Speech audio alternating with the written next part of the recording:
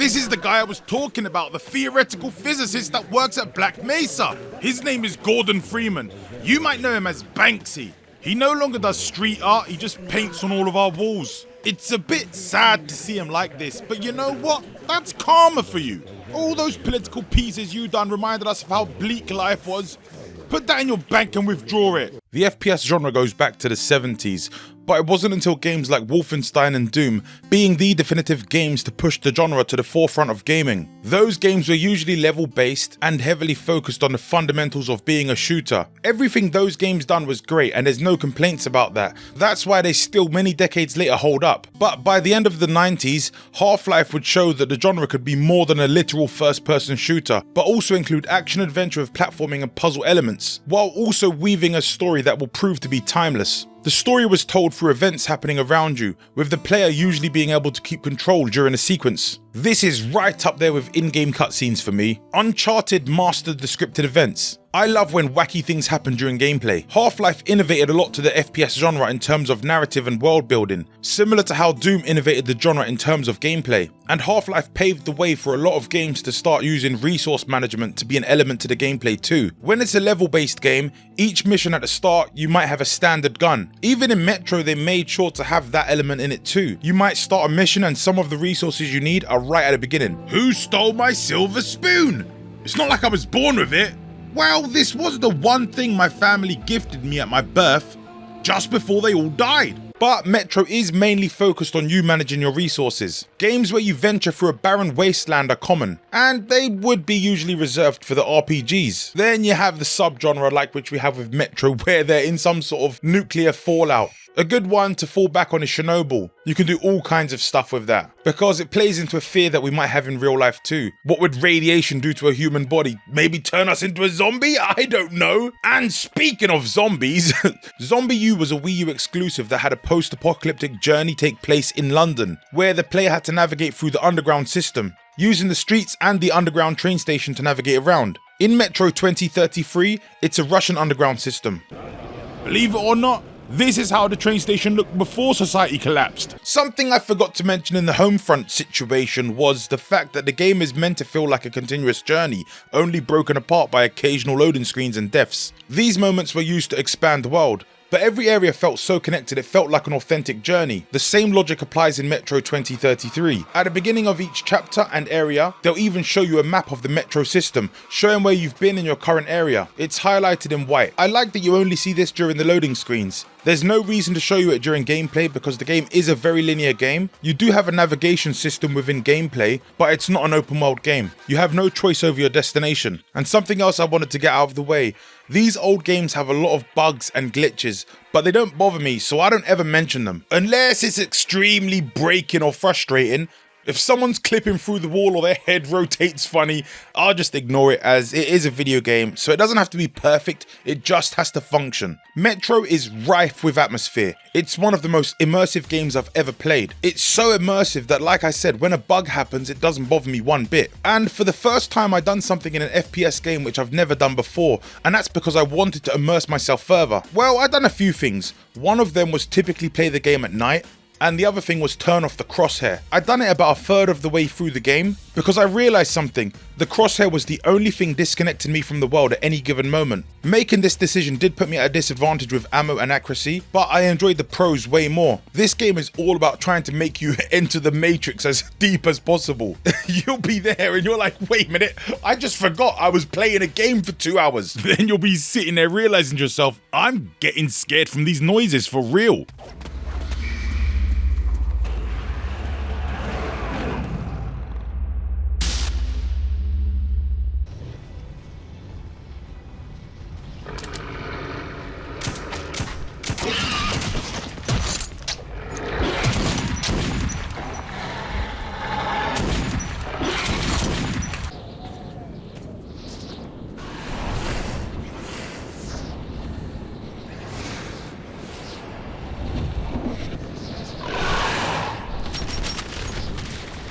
The eerie atmosphere is making you think, I'm a grown adult, but I'm turning this off because I don't want nightmares.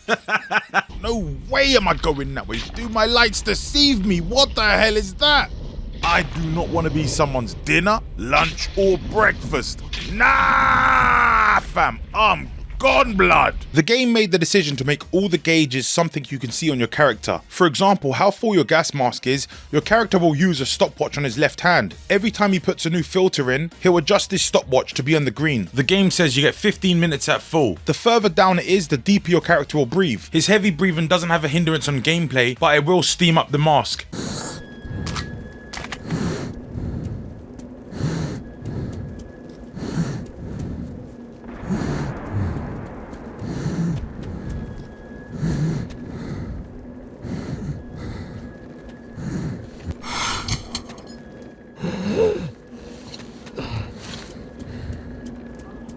These small touches are all over the place in this game. There's another one you get told early on, and I'm stupid, I completely forgot you could even do this. There's a way to recharge your flashlight. I done it early on when they told me about it, and I never done it again. Hello? Is anybody down there?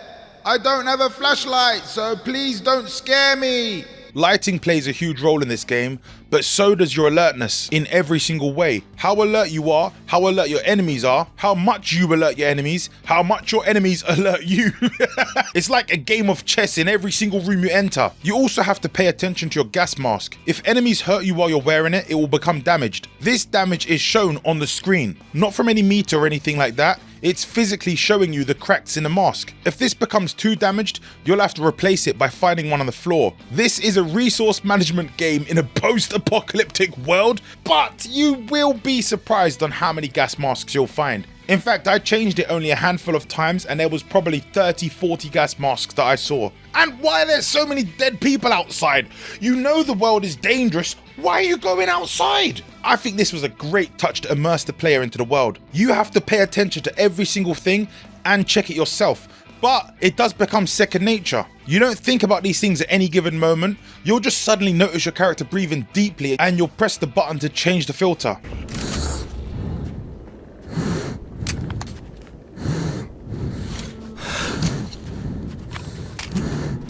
Or you'll realize, I can't quite see here, but I can hear something.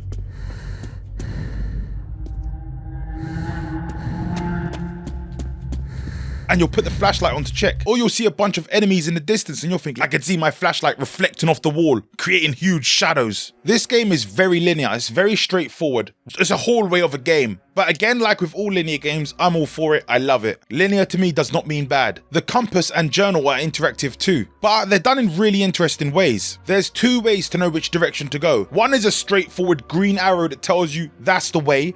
The other is a lighter in your left hand. When you press the journal button on the controller, he'll bring up both things, and then pressing the left trigger, the lighter will be used, and it creates a flame that tells you which direction to go.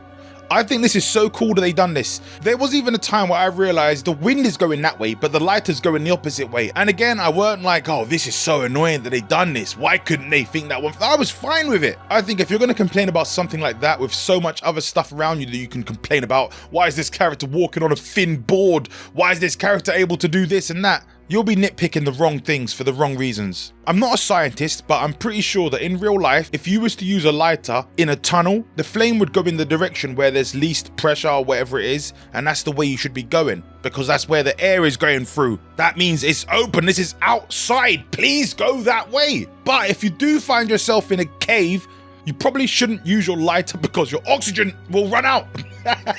But if you've got a gas mask, you'll be fine. Both the light and compass serve the same purpose, but it's cool that they've done both. I personally just stuck with the green arrow. The game has really good lighting all over. People will be sitting by a campfire and you'll see all their shadows. When you have your flashlight on, you'll see shadows from all the things you're looking at. You'll hide behind a door or a box or anything, behind some bars, and it will make a big shadow. The game gives you hints too, which is really good. There were times where I forgot about something or realized I actually don't know how to change a filter. What am I going to do when it runs out? It does change automatically, but you don't want to go into a gunfight and need to have your filter changed because it will happen at the wrong time and that will give you a disadvantage. Also, the game usually saves right before a gunfight and you don't want to have any issues like that. I once knew a guy who saved at the wrong time and was perpetually stuck in a death loop like it was Groundhog Day. I can't remember his name, it might have been Nathaniel or Michael. Might have been both. When that happened, his only wish was to be a time manipulator. The world has way more than enough filters, so it's fine to change them whenever they're in the red. One of the most powerful parts about this game is the soundtrack. It is extraordinary. It conveys the desperation and hope these people have. They've been living in the underground metro system for decades, many of them born into this existence.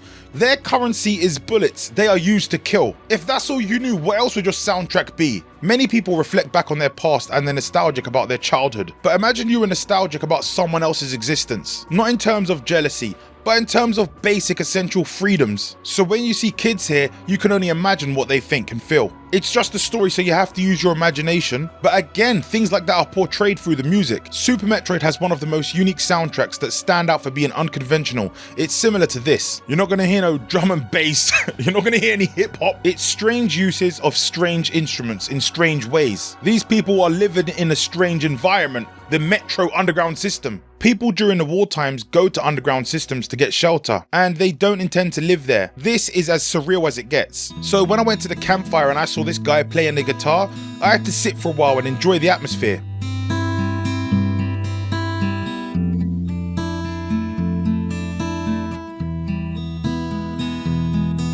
Let me tell you a story of a little kid who has to beg to eat, but the people he begs to eat have to also beg to eat. The things he sees we hope go, but no, he never forgets it. Born to generational trauma, he can't comprehend epigenetics. His mother has mutated rats and his nest is stained with skag. His dad, he never made it back. Skirmish trades with faded frags. Never had the nectar and they won't get the flavour back. He's seeing white rabbits on the way to raise the flag. He's vicariously nostalgic, dreaming of fun and trees to climb. He's young and he's got a brain of sponge, but how can he defeat the mind? Neuroplasticity's the reason why Peter flies. The young boy's friends can't realign. They will never see the sky. Home is a concrete coffin. Free them, not free. Probably won't die of hunger, but your own worst enemy. Money makes the world go round, but it also spins a chamber too. Grab a seat and listen here, little man, this world, it wasn't made for you. Then after the guy played his campfire song, I robbed him and ran off. The OST does a great job of enhancing a well-made cutscene, with these melodic chants and strings that further induce fear. No dark ones here. Just the usual tunnel trash. Even when you don't see them, the dark ones are there. Fear. That's their weapon. That's what made the Nosalises run through the tunnels like rats. The Dark Ones are not simple mutants. They're Homo Novus, the next step in evolution. You've heard about survival of the fittest? Guess what? We lost. What's happened to you, Alex? You can go like lambs to the slaughter. I'll hang on to whatever life I got with teeth and claws. And I'll take more than a few of your Homo Novus with me to hell. You think you're some old movie cowboy? Have a look, Hunter. 10 soldiers trained in combat. Their bodies broken, their minds gone. The Dark Ones! They destroyed the outer guard post!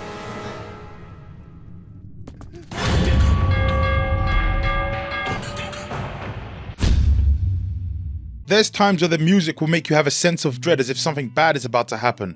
Other times the music will be melancholy as if something bad did just happen and you're picking up the pieces. The music can also give you nostalgia too. This game to me is an old friend, so I have some default nostalgia, but it's not just that, it's the use of unconventional instrumentation. It triggers a feeling of this is unfamiliar, yet it's very, very familiar. The voice actors are outstanding, only further complementing this well-rounded game with beautiful visuals. Unbelievable.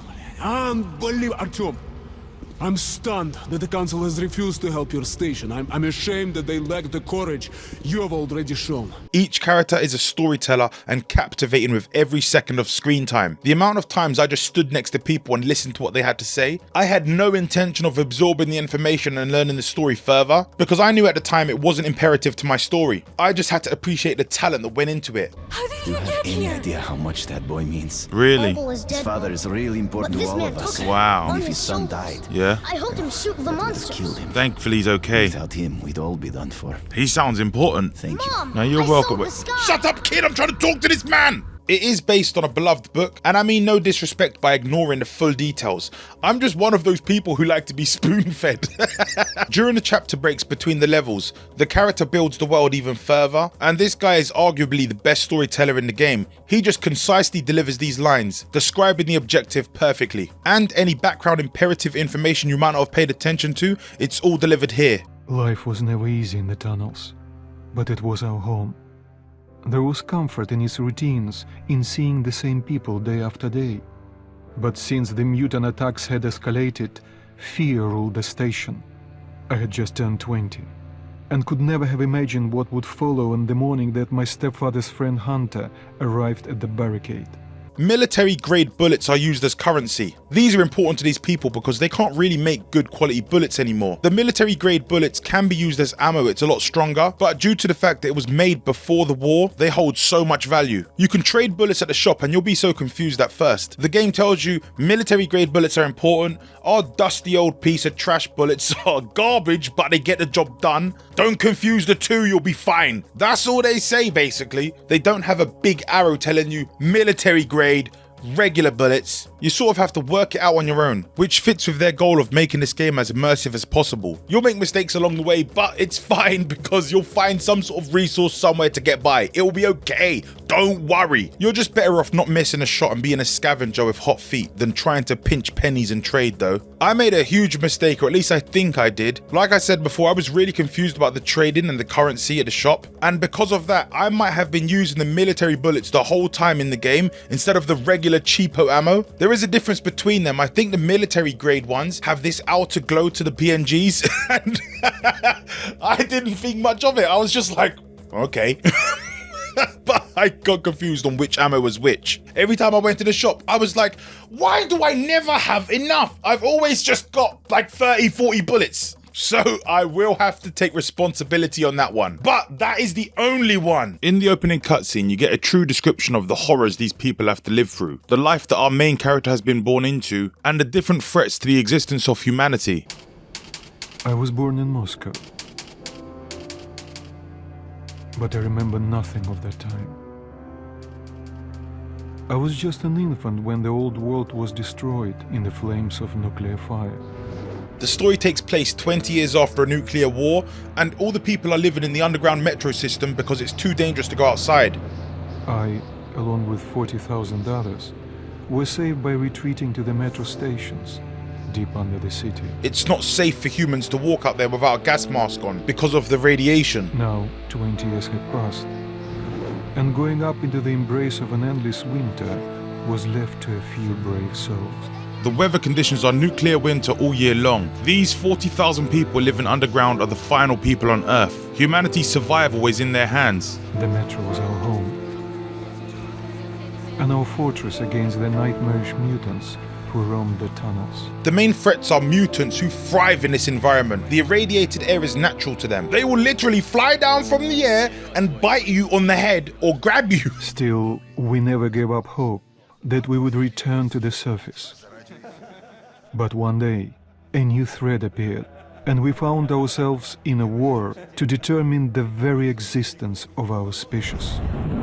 There's not only a mutant threat, but also humans too. They jeopardize survival. But worse than both these two things are the Dark Ones. You'll see anomalies and ghostly figures that if you touch them, you'll die.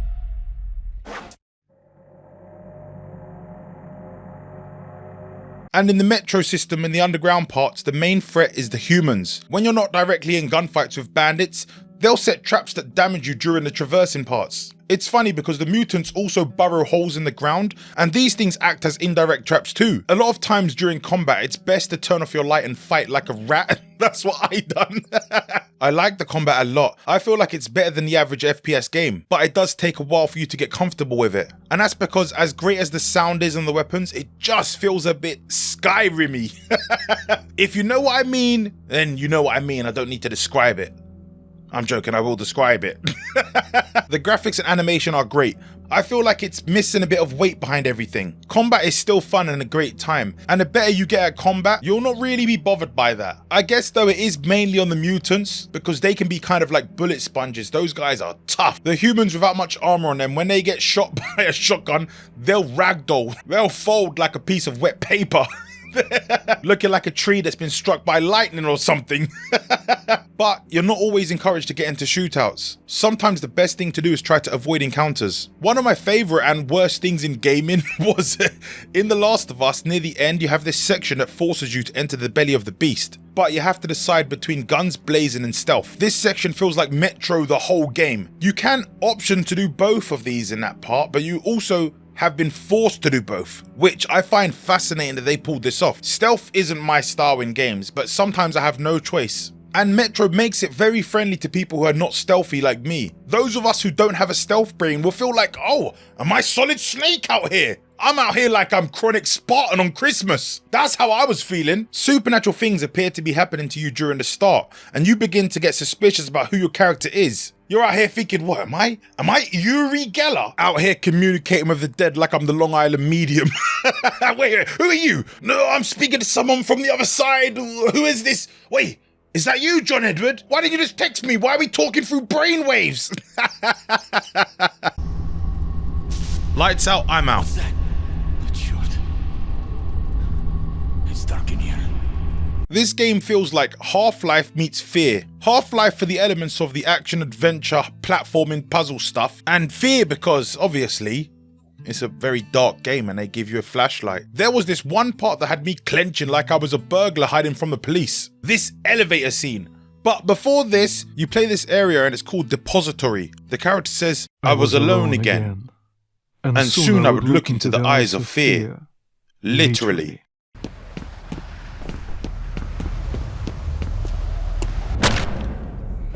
Artyom, are you okay?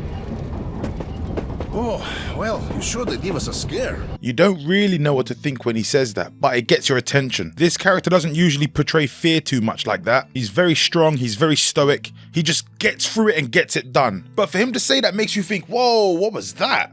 I'm a little bit lost. I got scared and ran away. I don't know where I am, but this place stinks to high heaven. They said you won't smell it if you wear your gas mask. I lost that thing. Bah! What was that noise? No way. Is that what I think?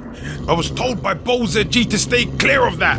The level starts and in the distance you see this big bear-looking creature and you're hearing growls and crunches.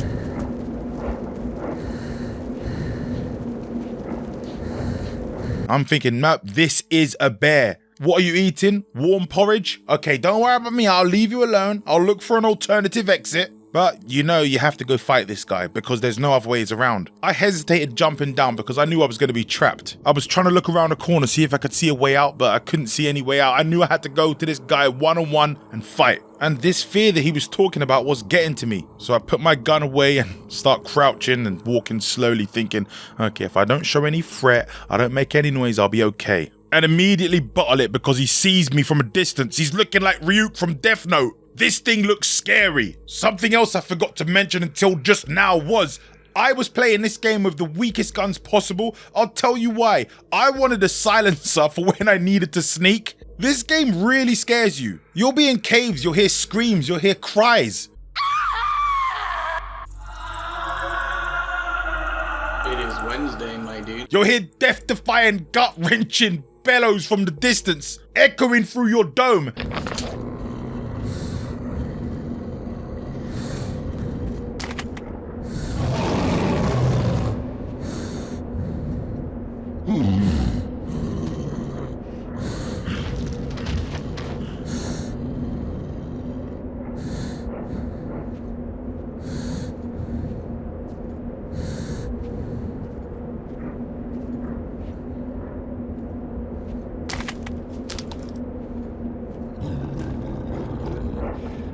And you're thinking, no. It's 11 o'clock at night. I do not want to have more nightmares. And because I was playing so late, I didn't want flashes in my eye constantly from all the powerful weapons. The weaker weapons didn't flash in my eye constantly, and they won't flash in yours too. But doesn't mean I didn't have a powerful shotgun. Let's go, shotgun!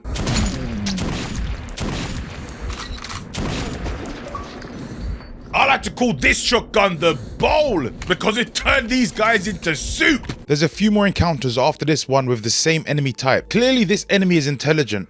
They understand how to fight, how to have the upper hand in a battle, and how to disadvantage the enemy. They know the humans like to back away and use a gun from a long distance. They've got tough skin, so a shotgun even close distance takes a lot. And they think in the 10 bullets or so it takes to kill them, they could get a couple deadly swipes in and you're done for. It happens within close combat. You even walk through a door and they put a giant slab over the front of it. These Bigfoot Sasquatch things got some explaining to do. Did they use that move on Jesus Christ once before?